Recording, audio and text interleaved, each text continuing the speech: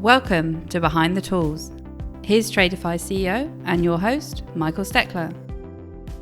Hi everyone, welcome back. Another episode of Behind the Tools. Delighted this week that we have Willow Rolton down in Queenstown in New Zealand. Willow, welcome to the show. Oh, thank you for having me. It's an honour. No, it's a pleasure. It's great to have you on the show. And maybe for background, Willow, do you want to just tell everyone what you're up to at the moment, where you're working, what you're doing? Yeah, of course. So I'm a carpentry apprentice for Nail Love in Queenstown, New Zealand. I'm only about 8 months into my carpentry apprenticeship, but I've been with Nail Love for about 3 years down this way. So at the moment, we're just doing a couple of commercial builds in Queenstown, which has been amazing. Cool, great. And you had a sort of pretty unconventional path into the trades. Do you maybe want to talk through how you ended up where you ended up? Yeah, of course. Yeah, so I moved to Queenstown about 4 or 5 years ago and was just working in a local pub, just trying to find a job that I thought I'd like. And a friend offered me a job as a gate person for one of the big Nail Love jobs in the middle of town. It was actually a $60 million hotel job. And they were just looking for someone to do like logistics and look after all the deliveries and sort of, it was a really new role. They didn't have anyone that had done the role before. So it was just sort of finding their feet and what they wanted the person to do. So I did a little bit of health and safety and just inductions and started organizing the deliveries. And then whilst I was organizing the deliveries, I sort of managed to get quite a good connection with the crane crew, and then started organizing their days and all their lifts and stuff. And then just by that nature, started working alongside the crane crew, started slowly, like every once in a while, they'd get me to do a lift or help me rig something up or teach me how it worked. And then before I knew it, I was in a crane cab and then sort of had left that gate person role and was operating a 35-meter high tower crane in Queenstown, living the dream. And then, that was where I all sort of started. And then just to go back a step, what were you doing before that? Before Queenstown? I think were you in the police at some point? Did I read that correctly? Yeah. So I've had an interesting pathway of jobs so far. I actually started working when I was 11. I'm from a small wee place in New Zealand, and so I just started working when I was young to just have some pocket money. And since then, I've done a wide range of jobs, ranging from working at gold mines to pubs to bakeries to cafes to sawmills. Gold mines. When you say gold mines, with actual, was there any gold left? I thought all the gold had gone. Yeah, that was out at McRae's gold mine just outside of Palmerston. They do, funnily enough, still get a significant amount of gold out of their gold mine, but I never saw it, so I can't confirm if that's true or not. Yeah, there'll be a mass rush of people boarding planes now to go down there. Yeah, and then when I was 18, I moved to Dunedin and got a job randomly with the New Zealand Police. Did a random job there. I was one of the first ever authorised officers for Dunedin Police. It was just a new role that they were trying to bring into the station. So that was really awesome. I did that for a few years and then sort of just took a step back and thought, is this what I want to do for the rest of my life? So I just thought I'd take a jump and move to Queenstown, and then randomly stumbled into construction, and here I am.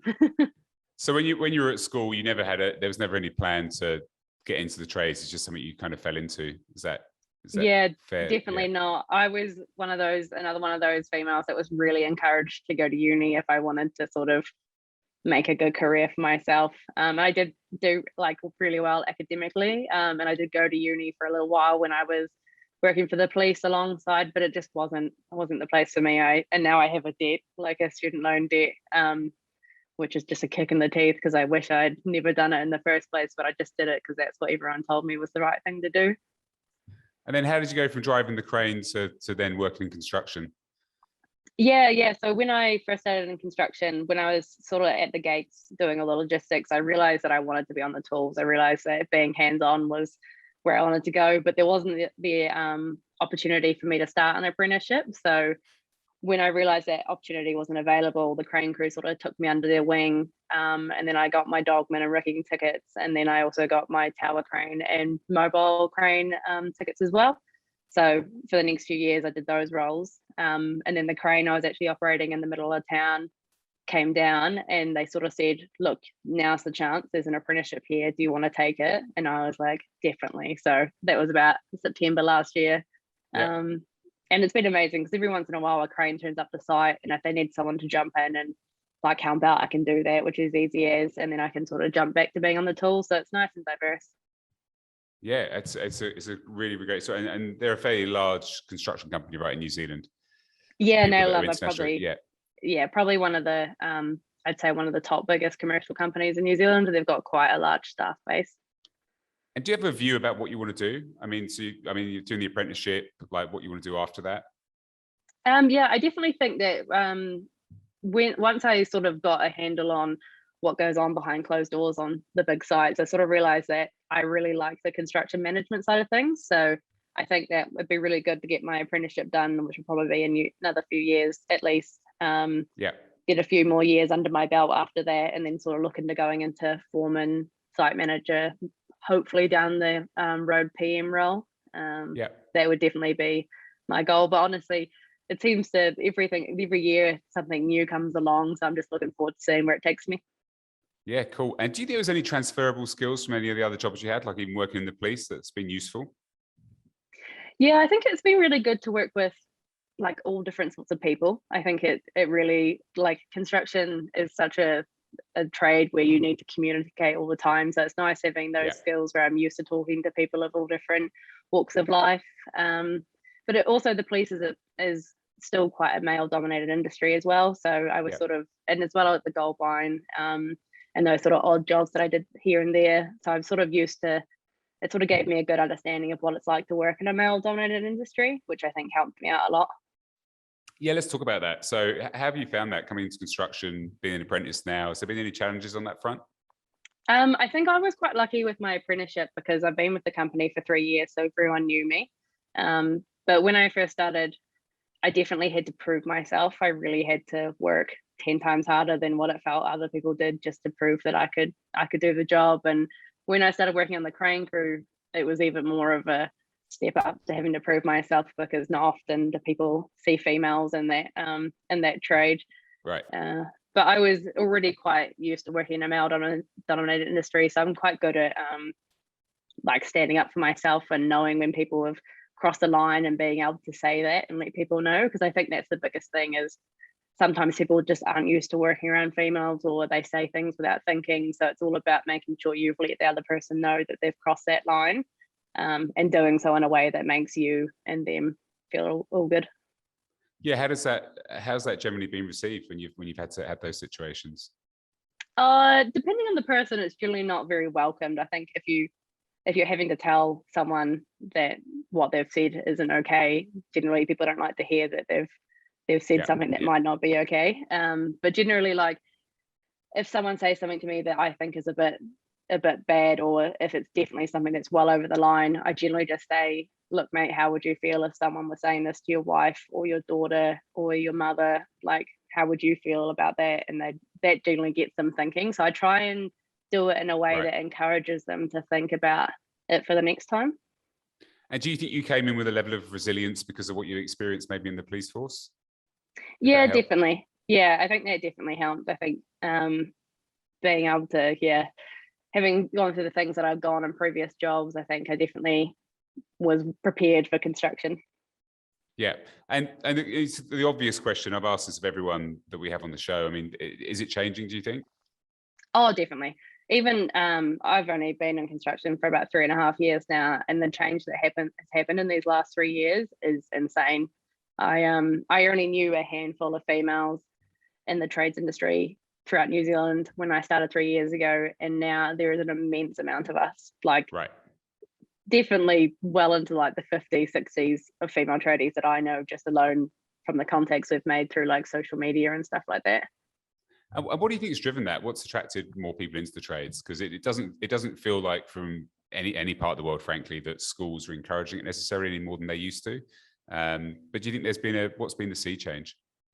I think it's the fact that people can see other people doing the jobs. I think it's that whole, if you can see it, you can be it thing that's people are going on about at the moment. I think it's really influential that others can see people doing these jobs, because sometimes you just get really in your head and you think, oh, I can't do that. Or like if someone had asked me 4 years ago if I'd be like a crane operator by the age of 24, I'd say definitely not.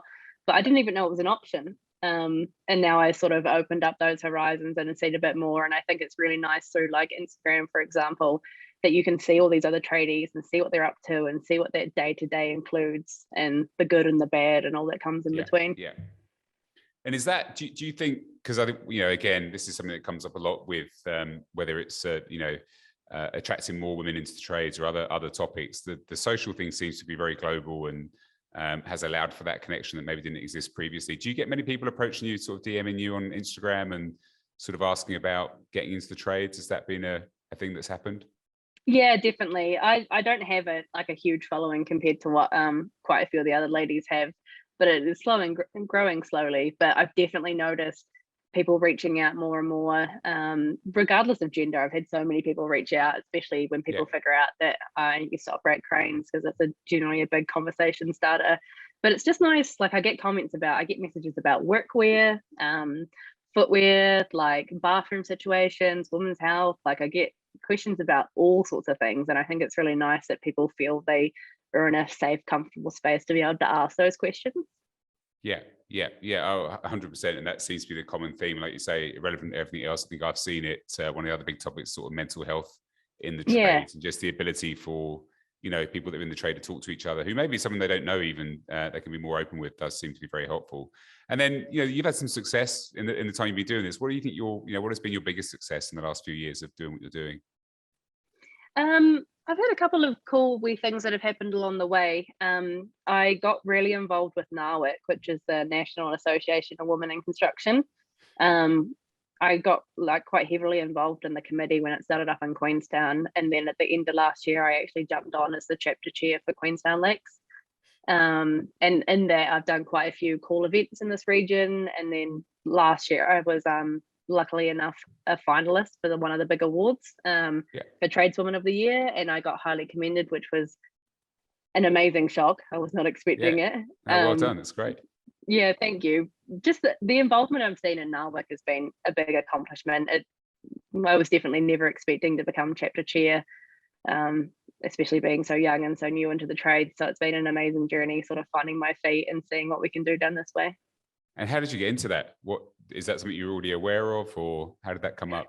No, I had no idea that NAWIC was a thing. I hadn't even heard about it because it's been around in Auckland and Wellington and Christchurch for quite a few years now. And then I just got whiffed that Queenstown was having a launch. And so I went along with a few of the other ladies down here and met the old chapter chair and had a good chat to her. And she was like, I'm looking for more people to get on board. And I was like, that's me, sign me up. And then, it's sort of just been involved ever since and trying to sort of do as much as I can, because I think it's really important that we be the change we want to see. So I'm just out there trying to help future tradies and current tradies and be the voice for women. Yeah, and are you connecting up with those other chapters that exist across the rest of the country? Is that a thing that happens regularly? Yes, we do have we have our regional events that are just ones that we've organised, but we do also have national events that happen on the same day across the country. And then we've got the NAWIC Excellence Awards, which I attended last year. They are on the 1st of July, so really soon actually. And generally a lot of the chapters go up to that and just support the other women. So I'll be going up to that soon and meeting quite a few tradie ladies that are up as finalists. Cool. And what do you think, going back a step in terms of, your journey and thinking about how things could change, and, I talked a bit about education, but what do you think else needs to happen to sort of encourage more people into this as an alternative, or a thing that, maybe they choose to do versus going to university, or other things that they might not want to do? Yeah, I think there's definitely should be more of a focus in schools about like trades in general, and not just associating it towards a specific gender. I think that would definitely be a big step, and then encouraging people to figure out what they actually want to do instead of just sending them straight to university. So many people I know go straight to university and we have big student debts, and then we're sort of just floating around. And in this current stage in life, it's not really a great time to have a student debt. And then I think just generally unconscious bias towards the trade and diversity and all those sort of things. I think that's where we need more awareness and more education. And I think with the more education that rolls out through companies and people and individuals, the more we're going to see it start to really change. And do you feel that's a global conversation? I'm intrigued that you sort of talk about other people you've seen, on social media, and we see the same thing. Is there a global connection? Do you tend to connect with other tradeswomen in other parts of the world? Yeah, definitely. I've actually got quite a good few friends that are over in Canada and America, and yeah, you can definitely see the ripple effect of it starting to happen. I think New Zealand's quite progressive, so New Zealand's quite a good place to be as a female tradie, just in the way that the unconscious bias and the stigma around female tradies is definitely steps ahead of what it is elsewhere in the world. But yeah, it's just like having these conversations. I've noticed through social media that people tend to pick on the negatives that comes from it, but the trades community through social media is a whole different ball game. It's been such an amazing community, and I'm really thankful to be a part of it. And it's nice to have these conversations because you can see the change and people starting to educate themselves a bit more, and then from that is where we'll get the real change. And do you have any examples of that, or anyone you've sort of, you talked about your own personal interactions, but anything around that where you have seen a significant change from sort of education that you've done with people? Yeah, we actually had an event through NAWIC in Queenstown a couple of weeks ago about unconscious bias that was held by a wonderful woman down here who took us for like a 2-hour workshop. And I encouraged not only people in construction, but anyone in Queenstown who felt they'd want to learn about it, or if they'd experienced unconscious bias, to come along, because I think everyone's experienced unconscious bias regardless of gender. So we had one of those events, and a couple of CEOs and bosses and a couple of males came along, and I could really see them starting to process what they were hearing. And then afterwards I had some like really insightful, eye-opening conversations with these guys, and you could see them being like, wow, this is game changing, like just being more aware of your unconscious bias, like how you associate people and use the right terminology and all that sort of stuff. And I think that was really cool. And since then I've had a couple of messages from a couple of the people that attended saying that they've passed this on into their workplace, and they've had conversations and they're starting to become more aware about it. And I'm like, this is awesome. This is what we need to have. But it's just things people aren't either aware of, or they've never just taken the time to take a second and learn about it or educate themselves. And I think that's the most important thing, is encouraging people to be like, hey, I know this may not directly influence you and you may not think it does, but to help the bigger picture, you need to become more aware and sort of educate others and have these conversations, because that's where it can change. And it's really cool that you've become, sounds like you're a real advocate for this, which is great. Do you have a plan around that longer term? I mean, it seems like you're leaning really heavily into it, which is fantastic for other people trying to come into the trades. Obviously you have your day job, but is that something you're intentionally going after to try and help sort of educate the wider marketplace about this? Yeah, it's been really interesting, because it wasn't until about a year ago that I really started thinking about diversity in the workplace. Because I think, again, when people hear diversity in the workplace, they think gender, and there's so much more diversity in the workplace. There's age, there's like neurodivergent minds, there's so much to consider. And so I went along to a few diversity workshops and was like, wow, this is something I'm really into, but I haven't really quite figured out how I can sort of turn it into something more. And at the time being, all I've sort of got the time to do is just sort of share the things on my Instagram and encourage people to sort of take a minute and just educate themselves. And then along there, I just spend my nights sort of Googling and sort of figuring out where I can go and how I can help others, and reaching out to people who might be interested in doing the same. So it's nice to see the ripple effect, but I'm not quite sure where I want to go with it yet, but I'm definitely really keen to sort of hit the ground running with that, whatever that is. Yeah, no, fantastic. I think it's really helpful for other people trying to come through. And sort of on that, any advice? I mean, you've done this. If someone's watching this who's thinking about getting into the trades, any advice you give them, especially if it's someone at school who hasn't maybe made their mind up based on your own experience? Yeah, I definitely think take the leap. Like it sounds terrifying, but definitely try new things. Do the things that you're afraid of. Like, I'm quite an anxious person, and never in my wildest dreams would I think I'd work in construction, let alone with heavy machinery. And it's one of the things I enjoy the most. I think it's just giving things a go, but also remembering to be unapologetically yourself, because I think sometimes you can sort of fall into those tradie stereotype boxes, or sort of try and fit yourself into a box that you think you should be in, when in reality you should just be your true self. But it's hard sometimes. You sort of feel like you have to fit into a certain way, or fill that stereotype. So I think just be yourself, do what you love, and everyone deserves to do the job they love, regardless of gender or anything like that, without feeling like they don't belong. Like, everyone deserves that right. So I hope that everyone gets that chance to do that. Cool. And have you done any work with schools? Have you been into schools or anything at all and talked about what you do? No, I was actually meant to attend an event last Thursday, but couldn't make it in the end with Girls in Hivers, which is run through Connexus. But I do actually have an event in Invercargill in the upcoming weeks with one of the Invercargill schools, where I'm just popping in for a short while to have a chat. It's definitely something I'm interested to do in the future. It's just finding the time and the capacity to do it alongside the apprenticeship. Well, it feels like the social media stuff is a really helpful path for people to see, I guess, like you said, the good and the bad, like what's really involved day to day. That's where we're seeing the most interest come from, is actually people just viewing, what it's really like to work, the good bits, some of the challenges, but that seems to be quite inspirational for lots of younger people to get into the trade, which I think helps. And it's probably where they're more likely to find information than it is from school, to be perfectly blunt as well, which is why I think it's grown so fast. I think it's really good that people share the good and the bad as well, because Instagram is another one of those places that people tend to stereotype as being only the positives that people show, or one half of themselves. Whereas I know that myself personally, I share literally everything from the good to the bad to the absolute crap on site. And I think people appreciate the honesty. I think people appreciate when they know, like, not every day is going to be good, but that's just life. Yeah, of course. And as we were just talking about, there's Queenstown at the moment is covered in snow. So I can imagine it's, if you're not into that, being outdoors in that snow, then you should be aware of it before you jump into working for a trade or jump into construction. Yeah, definitely. For sure. Yeah, great. This is fantastic. I mean, really inspirational what you're doing, that you're managing to sort of connect with other people and think about this, because it's, I think it's certainly making a difference. We always finish on a few sort of questions, quite intrigued in your answers. So if you weren't doing what you're doing in the trades, which trade would you pick? I actually think I would have gone into being a sparky, gone into electrician. I was kind of torn about that before I started, and I actually went to a job interview for it, and then decided it wasn't for me, but I think I'd like to give it a go. You'd give that a go. Okay, great. And if you had an unlimited budget, which work vehicle would you pick?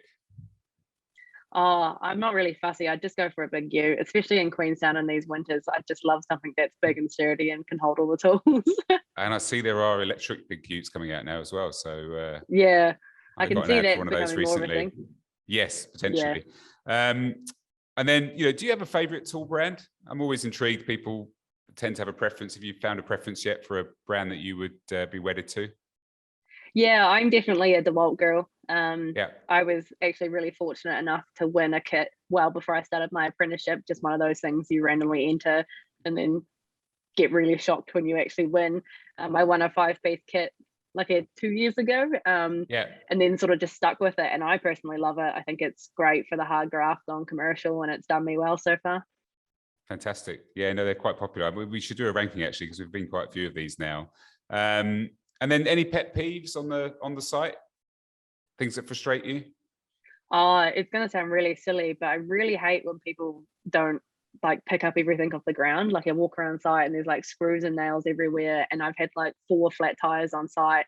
And it's just my pet hate when people leave, especially on finished products. I craned in these beautiful X-Slam laminated timber stairs a couple of months ago now, and we covered them, but obviously if people drop screws and stuff, they could still get damaged. And every time I walk up the stairs, I'm always searching for those loose screws and stuff, just because I don't want them to be damaged. I think it's just this, people don't realize how expensive loose screws and stuff are. So it's just my pet peeve.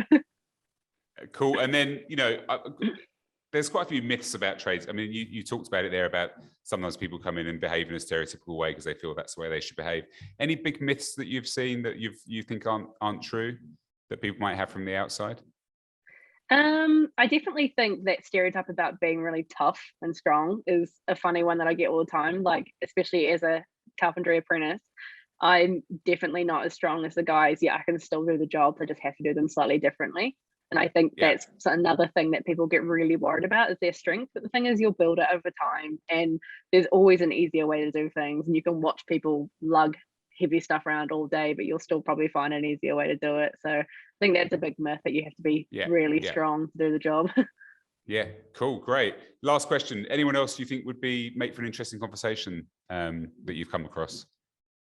Oh, so many amazing people. I would definitely have to say Brooke Sparky Girl, if you haven't had her before, or Chelsea, She Builds Grow in Queenstown. They're both Queenstown girls actually, and Builder and Sparky, and they're bloody amazing. They were both my biggest inspirations when I started in the trade. In all fairness, they were the first two females that I'd ever seen, and they're just outstanding women. And did you see them how did you see them? On social media? Or did you come across them locally? I seen Brooke locally, and then I seen Chelsea through social media, but they were before, like I saw them on social media before I saw anyone else really make pages. They were the first sort of big tradie lady Instagram pages, and they do have quite significant followings, which I think reflects that. But yeah, I've seen them out and about, and they're just amazing, and they do such a good job with their trade. Cool, great. Brilliant. Well, Willow, look, thank you very much. We really appreciate you spending the time after being on the tools all day. So that's appreciated. And look, congrats on, I think you're doing some great work. That's really inspirational and seem to be pushing the industry forward, which is great. Really, really good to see. So, that's cool. And to all of our listeners, as always, if you've enjoyed this, please rate and review on your chosen platforms. And we'll see you next time. Willow, thanks again. We'll see you soon. Thank you. And that brings us to the end of this episode. Behind the Tools is brought to you by Tradify, job management software for your trade business.